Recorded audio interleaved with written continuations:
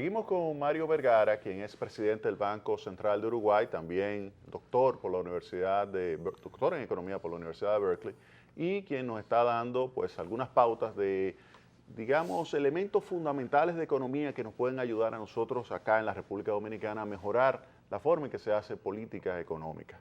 Y ahora vamos a pasar a lo que sería recomendaciones por el lado fiscal y específicamente tanto por el lado del gasto como por el lado de los ingresos. Comencemos por el lado del gasto. ¿Cómo se puede hacer que las personas que pagan impuestos sientan que se está utilizando bien su dinero? Bien. Un paso previo es entender que el proceso de las cuentas públicas de ingresos y gastos del Estado tiene que ser, como decimos los economistas, sustentable. Es decir, el desfasaje de ingresos y gastos tiene que ser limitado a la capacidad de repagar. Es como tener una tarjeta de crédito, ¿verdad? Uno puede tener 10 tarjetas de crédito y tener una capacidad de gastar enorme. Lo que después no tiene es la capacidad de pagarlas. Claro.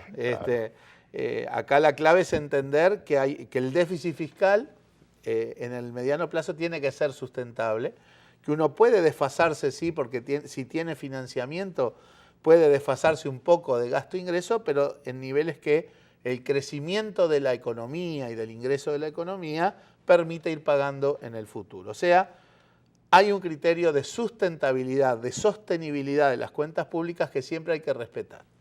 Ahora, el mismo déficit puede ser fruto de distintas composiciones de ingresos y gastos. Uno puede tener un déficit pequeño, manejable, en entornos de ingreso y gasto de 30 puntos del producto o de 15 puntos del producto.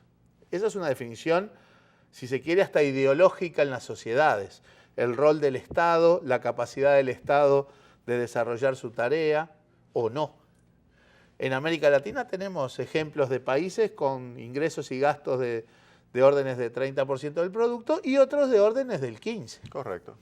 Lo que sí está claro es que los de orden de 15 uno puede decir, un Estado más chico. Bueno, un Estado más chico, un Estado que no cobra impuestos, es también un Estado que hay roles que no puede cumplir, que tienen que ver de repente con la generación de capital humano, en la educación, en la salud, en la seguridad social, en la infraestructura, que son cosas que no necesariamente el sector privado va a estar proveyendo.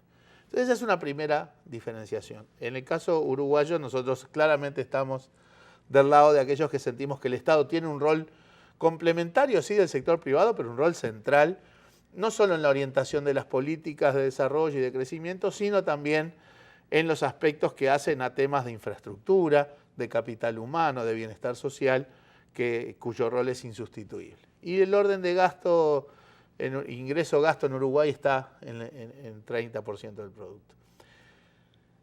Otra cuestión de que el mismo déficit también puede ser fruto de distintas composiciones en cuanto a ingresos y gastos en a quién se le cobra impuestos y cómo se gasta. Nuestra orientación, Uruguay es un país con preferencias enormes por la equidad, ¿sí? Y de hecho, como resultado de esa visión, Uruguay tiene los niveles de pobreza e indigencia más bajos de América Latina y el mejor indicador de equidad, o sea, los mejores indicadores en términos de desigualdad. Y eso tiene que ver tanto con cómo es la estructura de impuestos, a quién se le cobra impuestos y el tratar de llevar a esta combinación de cobrarle más al que tiene más capacidad contributiva, ¿sí? O sea, los ricos tienen que pagar más que los pobres, de base, consistente con una estructura tributaria también que permita y estimule la inversión. Ese es un equilibrio que es un poco la belleza del diseño tributario. Cargar sí con impuestos a quienes más pueden pagar, pero manteniendo una estructura de incentivos para que el proceso de inversión fluya, porque la inversión es el soporte de todo proceso de crecimiento. La inversión privada. Privada y pública. Correcto. Porque hay inversión. Para que haya más inversión privada, también tiene que haber inversión pública. Que tiene que ser complementario. Mira, en países, no voy a nombrar países pero yo le puedo hablar de países en América Latina que tienen tierras muy parecidas, que pueden producir soja, ganado, de manera muy parecida. Sin embargo, en un país la tierra vale 5 veces menos que en el otro. Y estamos hablando del sector privado. ¿Y por qué? y porque en un país uno tiene carretera, ferrocarril, telecomunicaciones y energía arriba de la tierra, y en otro no.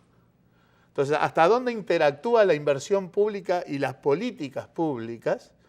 También en lo que es la inversión privada y la riqueza privada. O sea que cuando hablamos de inversión tiene que haber global. Obviamente la inversión privada tiene un rol central en el desarrollo. Y entonces decíamos, la estructura tributaria no es inocua.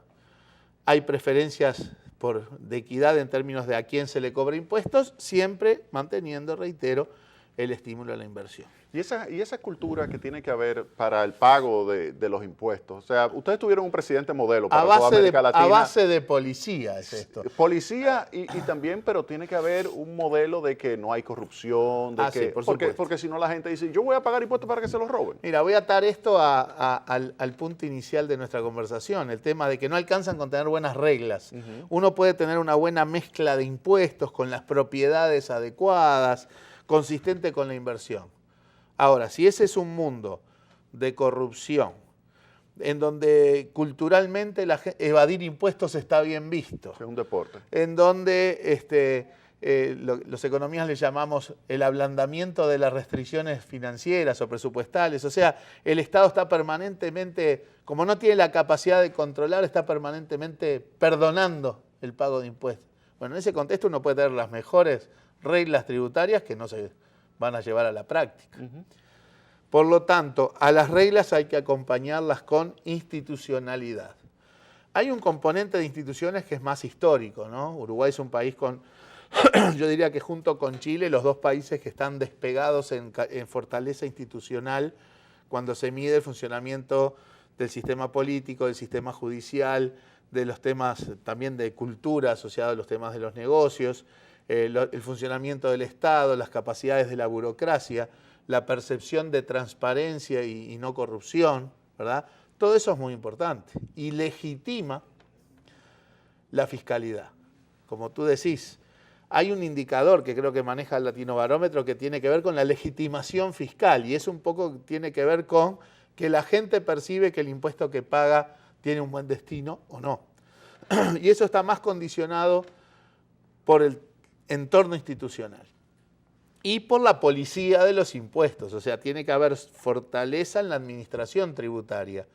No alcanza a tener un buen sistema tributario, hay que tener también al lado una buena administración tributaria, que es la que te va a garantizar que el sistema tributario que está en el papel termine en la realidad, porque si no, es letra muerta si uno tiene el mejor sistema tributario en los papeles, pero después no se fiscaliza, no se controla y no se ejecuta. Algunas personas han pensado en tener presupuestos basados en resultados para que la gente lo vea, o sea, que no solamente es un presupuesto con insumos, sino que se vean sus resultados. A la larga y en lo que es el juego político, eso es un poco así, ¿verdad? O sea, la gente toma su bienestar económico, es un factor importante a la hora de votar, por lo menos eso es lo que dicen los politólogos y lo que más o menos se verifica en general. Por lo tanto, tiene que haber resultados de bienestar para la gente para que la gente siga apoyando a tal o cual grupo político o al sistema político en su conjunto. Y eso también es muy importante. Para América Latina también Latinobarómetro mide el grado de compromiso que tienen los países con los sistemas democráticos. Y tiene mucho que ver con los resultados económicos. Es triste ver si hay países en que como los resultados económicos son magros o el grado de desigualdad e inequidad es muy grande, comienza a perderse la confianza y la vocación por las instituciones democráticas. Entonces, es relevante a quién se le cobran impuestos, efectivamente hacerlo cumplir y después ver cómo se gasta. La transparencia en el funcionamiento del gasto público es fundamental. El mostrar, tanto por procedimientos como por ejecución efectiva del gasto, como por resultados, es muy importante para legitimar el cobro de impuestos. Daron Acemoglu, profesor de MIT, del Instituto Tecnológico de Massachusetts, ha hablado del tema de las instituciones, el fortalecimiento institucional como un elemento clave para el desarrollo de los pueblos. Así es. Ahí tú me acabas de decir que Uruguay tiene unas instituciones muy fuertes. Brevemente, porque ya nos queda un solo minuto, brevemente, ¿qué recomendaciones tú le darías a países como República Dominicana, dada la experiencia de recomendaciones Uruguay? no, yo solo trato de transmitir la experiencia Sí, nuestra. la experiencia. Las instituciones son muy importantes, toda la visión de la economía institucional que reemerge con Williamson, Premio Nobel de Economía en 2009, a partir de la visión de Ronald Coase de la década del 30, que remueven el institucionalismo tradicional de Veblen, es poner a las instituciones como parte del problema económico. Las instituciones no son algo que están al lado o al costado del proceso económico, atraviesan el proceso económico. No es lo mismo el diseño de políticas económicas, su implementación y sus resultados en función de diversos entornos institucionales. Y las instituciones incluyen el funcionamiento del sistema político, las preferencias sociales, el funcionamiento del sistema judicial, asegurando o no, o garantizando o no el cumplimiento de las reglas, la cultura, los elementos culturales, informales. Lo que decíamos hoy, hay sociedades en donde no pagar impuestos, no pagar las deudas, tienen un castigo social. Y hay otras que son vistas como una viveza.